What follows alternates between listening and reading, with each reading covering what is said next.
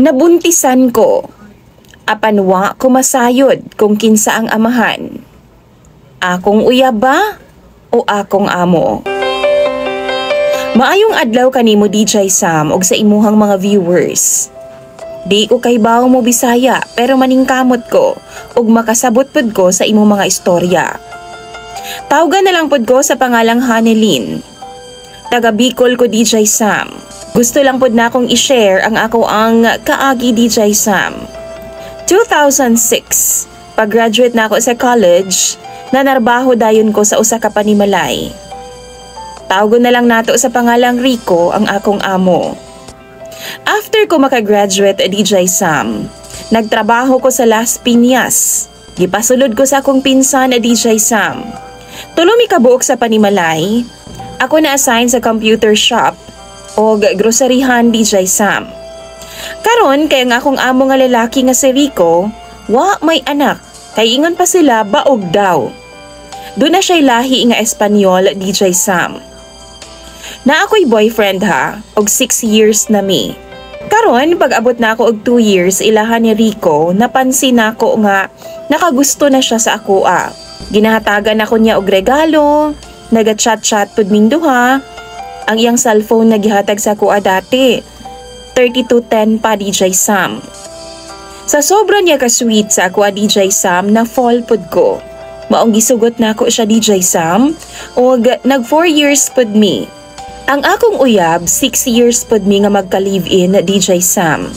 Pero karon gisugot na ako si Rico. Og kumpara sa akong uyab DJ Sam, dito na ako kang Rico na naranasan tanang mga luho DJ Sam nga ginahatag niya sa kuha. Naapa siya'y mga pa-Christmas gifts, mga igsuon na ako og mama ginahatagan pud niya. Pero wa kay bawo nga akong pamilya DJ Sam kung disagikan ang mga regalo. Hangtod ni abot og usa ka tuig ang among relasyon ni Rico. Wa kay bawo nga akong among babae DJ Sam, bisan pagkauban raming duha sa panimalay. Si Rico DJ Sam buutan gid siya. Siguro nahulog siya sa ako kay alaga man kay nako siya. Samantalang ang iyang asawa wa gyud gaasikaso sa iyaha. Karon nag-off ko DJ Sam. Pero ang among sabot ni Rico mag-date ming duha. Doon na siya'y sakyanan DJ Sam o gipahulat lang ko niya sa gawsanan sa subdivision. Dito ko niya gi-pick up DJ Sam. Aron nga why makakita sa among duha. Ug wa gyud ko mag-expect nga niadtong higayon na una na mong gawas magmotel ming duha. Wa na ko mereklamo pa tungod kay love naman pud nako siya. Hangtod sa miabot og 4 years ang among relasyon na DJ Sam ni Rico. Usa ka adlaw ni ana misud sa trabahoan na si ate sa Makati office. Unya, gihatod siya ni Rico. Samtang kami lang sa balay DJ Sam, kalit man ka ako niyang gihagkan sa lips, ug wa na mo damha nga makit-an di ay ming duha sa isa pa kakatabang. Wa na gid mi lusot DJ Sam, ug wa mi masayod kung unsay buhaton namong duha ni Rico. After 1 week DJ Sam, nakuratan na lang ko nga kalitra kong gipatawag ni ate, asawa ni Rico.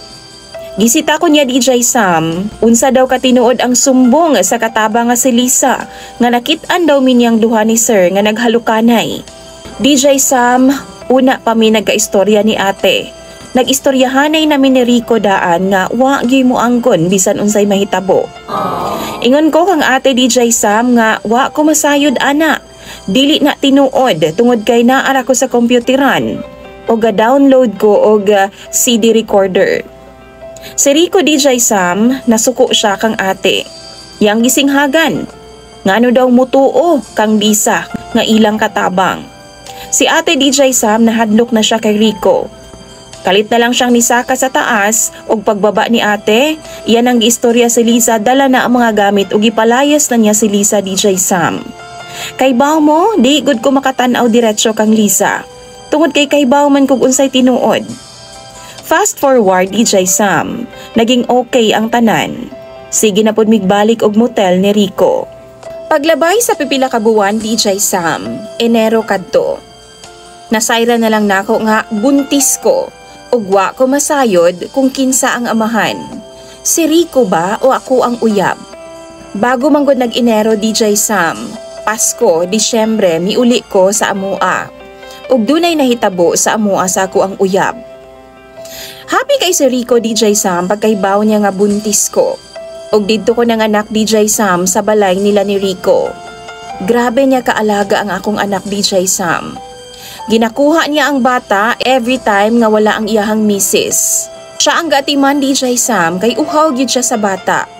Uhaw siya sa anak kay di man na kayang ihatag sa iyahang misis. Kalaunan DJ Sam, after 1 month, naglisod na ko. Wa may mubantay sa akong anak kay do naman ko'y trabaho. Maong nag-decide na lang ko nga mupahawa na ko dito ila Rico ug muuli na lang ko sa Bicol.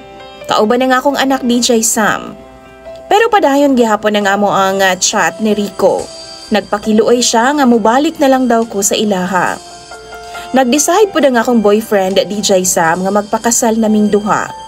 Pero mismo sa adlaw sa among kasal, doon ako'y nadawat nga box sa Bulaklak DJ Sam o gikan to kay Rico. Didto na may nagkagubot pag-ayo sa ako ang partner DJ Sam. Sige na lang mig-away. Mautong nag-decide ko DJ Sam nga mo-abroad na lang. Ug dihang nag-usa na katuig ang akong anak, gibili na nako sa akong mama DJ Sam. Hangtod karon 16 years old na siya. 15 years na ko diri sa abroad DJ Sam.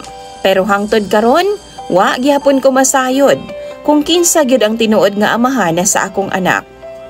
Ang iyang giilang amahan nga akong live-in partner o si Rico nga pirmi pod nga dugay na hitabo sa amo samtang katrabaho ko. Kung do naman mo'y advice para nako, i-comment lang palihog sa comment section. Imong sender ug follower DJ Sam, Hanilin.